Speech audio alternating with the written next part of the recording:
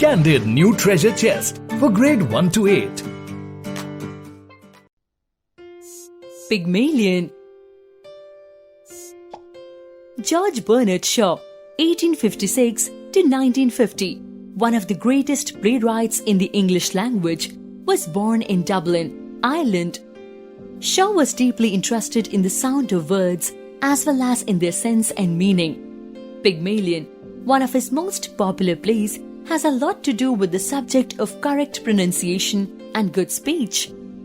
Shaw took the title of this play from an ancient Greek legend in which Pygmalion falls in love with the statue that he has made of Aphrodite, the goddess of love. He turns the statue into a living woman named Galatea, who then becomes Pygmalion's wife.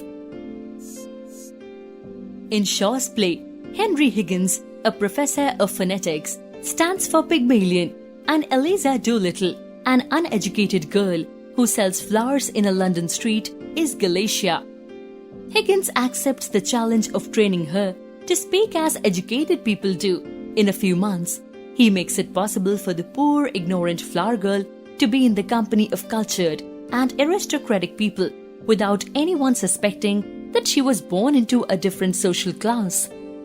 Higgins takes no interest in Eliza as a human being. All he is concerned with is her as a human talking machine.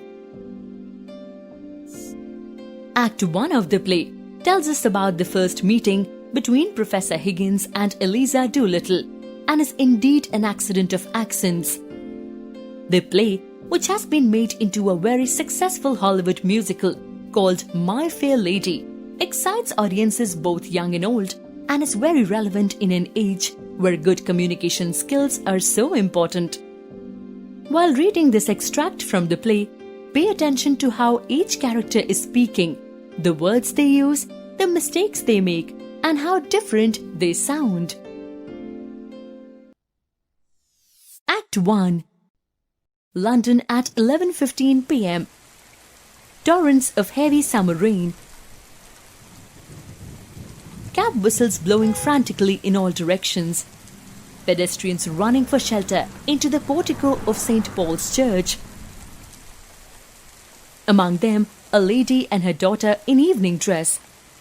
All are peering out gloomily at the rain, except one man, with his back turned to the rest, wholly preoccupied with a notebook in which he is writing.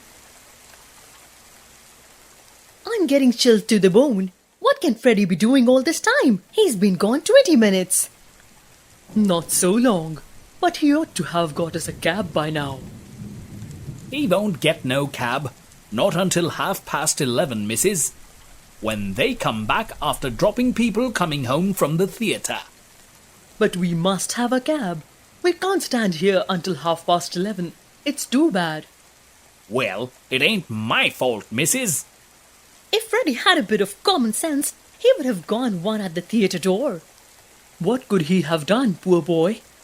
Other people got cabs. Why couldn't he?